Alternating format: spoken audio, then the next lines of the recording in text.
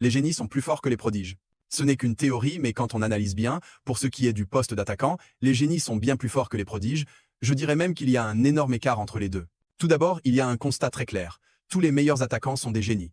Le numéro 1 des génies chez les U20 est pratiquement au même niveau que le numéro 1. Numéro 1 qui est lui-même est un génie. Chez les pros, la majorité des attaquants sont des génies, et les seuls attaquants qui semblent être des prodiges ont plus un style de jeu qui s'apparente à celui de meneur de jeu que d'attaquant.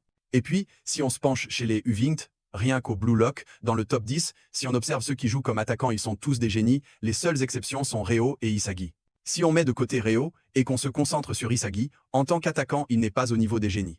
Et suffit de comparer, Loki le surclasse, Rin est bien meilleur que lui, et pour preuve, Isagi a eu besoin d'un autre prodige pour atteindre son niveau, et encore, c'est parce que Rin voulait absolument le percuter qu'il a pu l'arrêter. Sans cette condition, il aurait aisément gagné.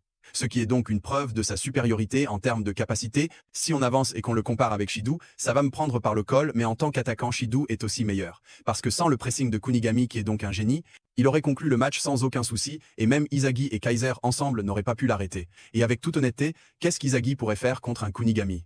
Comme autre génie, on peut citer Nagi, et là je parle bien du Nagi avec Ego, donc le même qui a un V3 des professionnels sur un coup de tête. Tout ça pour dire que quand on regarde le haut du panier des génies, ils sont de loin supérieurs à Isagi.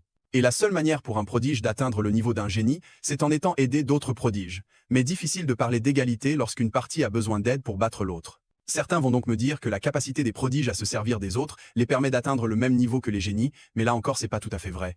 Tout d'abord, ça signifie seulement que les prodiges sont de meilleurs meneurs de jeu, et ensuite je vous rappelle que Loki affirme lui-même qu'avec Charles il peut dépasser Noël Noah, ce qui prouve que les génies eux-mêmes savent quand même s'améliorer avec l'aide d'autres joueurs.